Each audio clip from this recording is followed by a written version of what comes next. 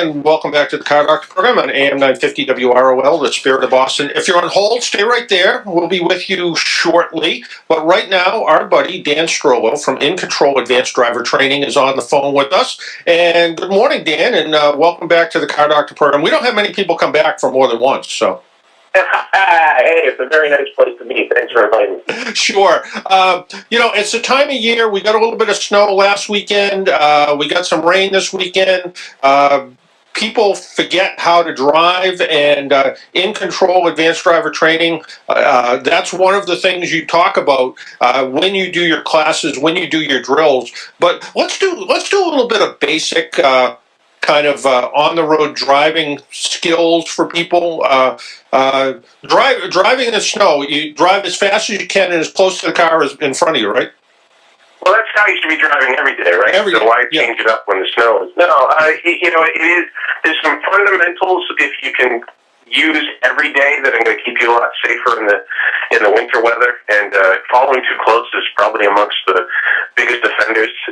We train our drivers to stay about 3 seconds behind the car in front of them at least, preferably a little more in inclement weather.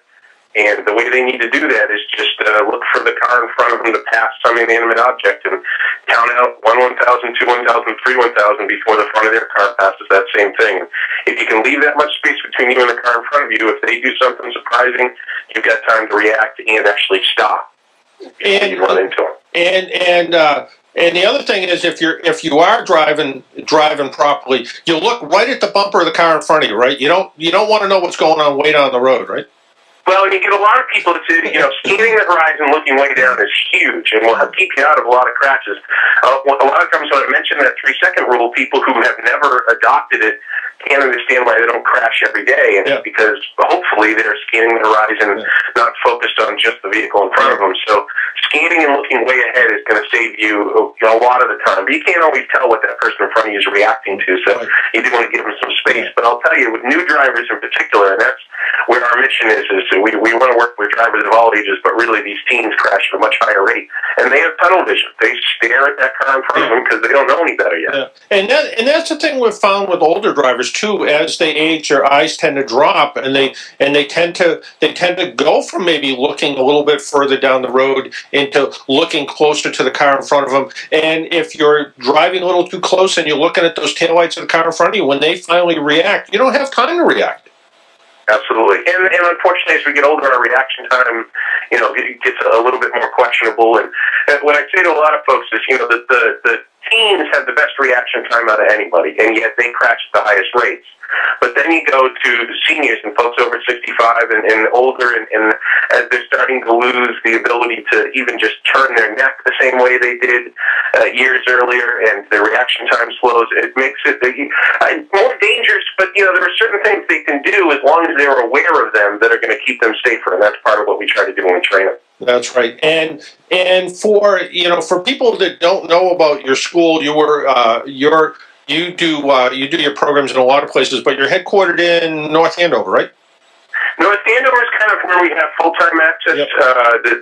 We call it crash prevention training just because that kind of describes what we do. But years ago, we started out, and we're about to see our 25,000 students go through the program. And a couple of years ago, we actually converted to a nonprofit and have since filed with the 501c3. So we travel New England. We're going to Worcester Airport this month. We'll be up at Pease in New Hampshire towards the end of the month.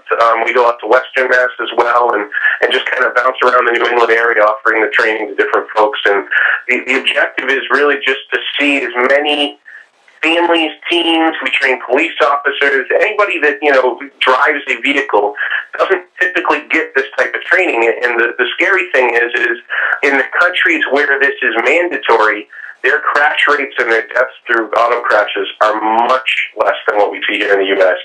Yet we haven't really adopted that kind of approach yet. When we compare ourselves to other countries, their death rate per capita due to automobile crashes puts us in about 40th place in the world. Yet, we used to be number 1 back in the 70s. I was going to say, we used to be right at the top of the list, and we've dropped down. And even though fatalities have gone down, I think, I hate to say it, but I don't think it's because drivers have gotten smarter. I think cars have gotten smarter.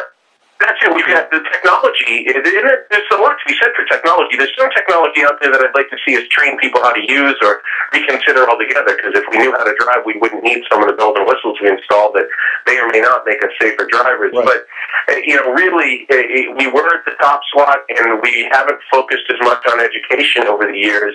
And hopefully, and it's not just programs like what we do. The license test, for example, is something that there are countries where you have to schedule 3 one-hour road exams, and one of them includes putting the vehicle into a skid to prove you can get it out of the skid. I think our road tests at a maximum are 5, maybe 10 minutes of driving, but in most cases far less. And it's a fair amount of paperwork, and people fail. But unfortunately, those that pass aren't necessarily the people we want to have on the roads with us. Yeah, I was talking to somebody from, and I'll just say one of the Eastern Bloc countries, and I don't remember if it was Poland or wherever it was from, and he was saying that to get a license, you actually need to have 3 people sign off on your sort of learner's permit that says that you're mature enough to drive a car by yourself. Yeah. We get a lot of families from overseas that come through our program because they had to go through something more stringent themselves, and they want to make sure that their kids experience something. And we hear that sort of feedback all the time. Some of the tests that they have to go through and the commitments they make, and even, as they're new drivers, some of these countries require identification on the car so that people can treat them differently on the roads, and it's just a very different experience. And it's a societal view towards driving. Here we have a huge problem with distractions, with people on their cell phones and texting and eating and doing all the things behind the wheel to drive the car. Yet, so Germany, if you're eating a sandwich while you drive, you'll get a ticket. Yeah.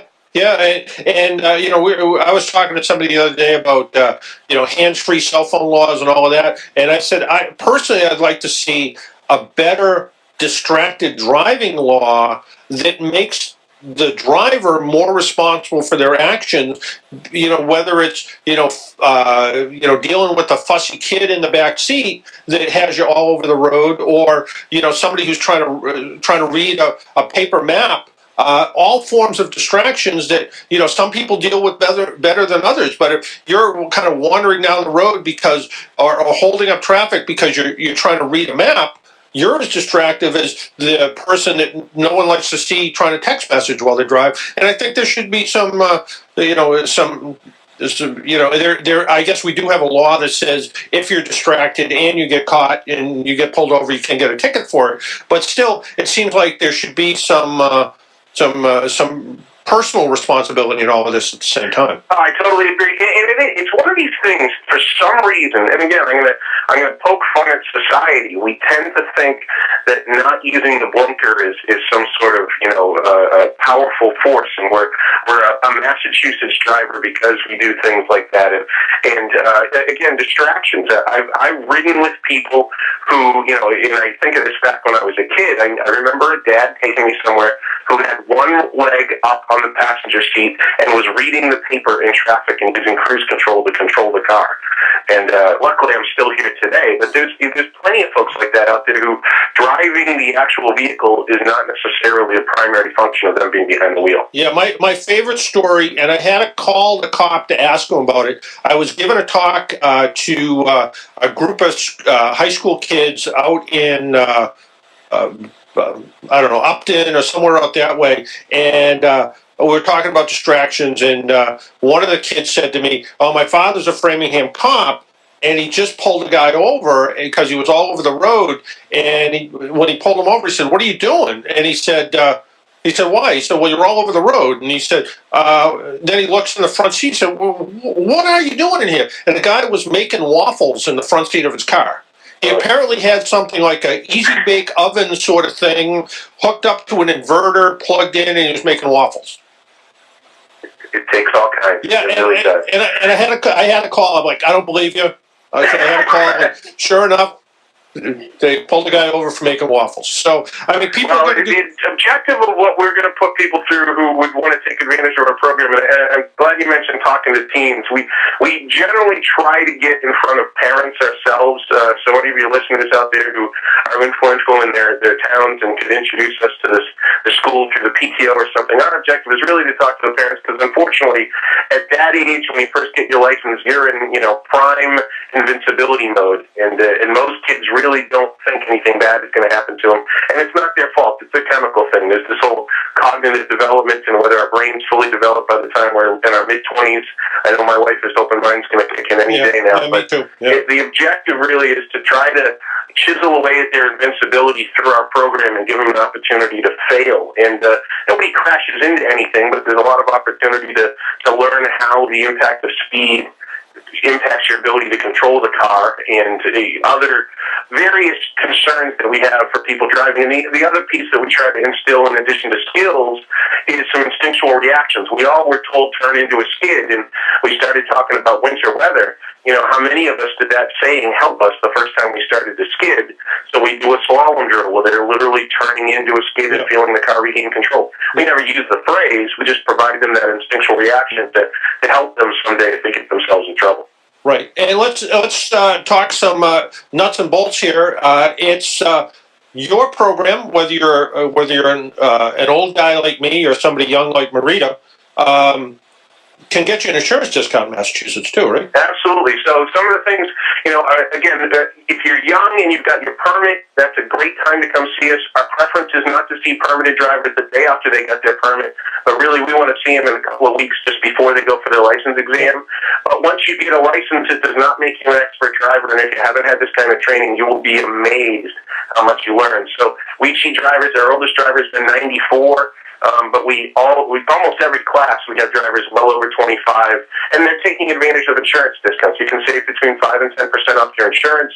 There's some companies out there, safety insurance actually subsidizes the course. So if you have them instead of the regular $350 price that we have to charge to make up for the cost of doing the program, they pay the difference, and it's only $75 for their clients. Wow. The other thing I'll mention, this time of year, we were fortunate enough to get a big donation to encourage families to train together. So we have a subsidy for additional family members, and then on top of that, we can give 20% off the regular prices. So literally, it's costing under $300 for the first person, and then under $200 for each additional family member. So if somebody calls us and mentions that subsidy, we're happy to take advantage of it for them. But the objective right now is for the second half of the month, between kids coming home from college and parents taking time off from work, and really just sports and academic responsibilities kind of waning for a few weeks, we're going to see probably 400 students, and we're excited to have all these openings and talk to folks like yourself to see if you can help us and motivate a few more people to organize a 4.5-hour day for them to come take our class. So better than going out and buying the latest greatest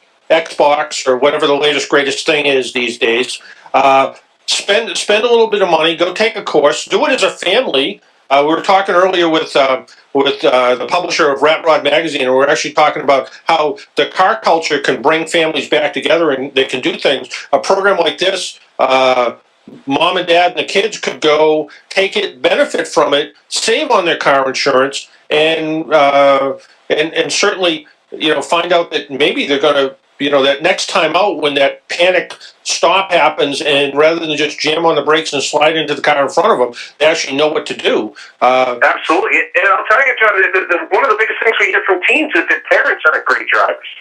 And, spending a day with them reinforcing the right way to drive, we get a lot of positive feedback from parents. And I tell parents all the time, I'll say this to your listeners, if one of them signs up for the course with their teen and decides that it wasn't a good use of their money, I'll give them their money back in a heartbeat. It just doesn't happen. They walk out of there blown away by how much they didn't know about something they do all day long.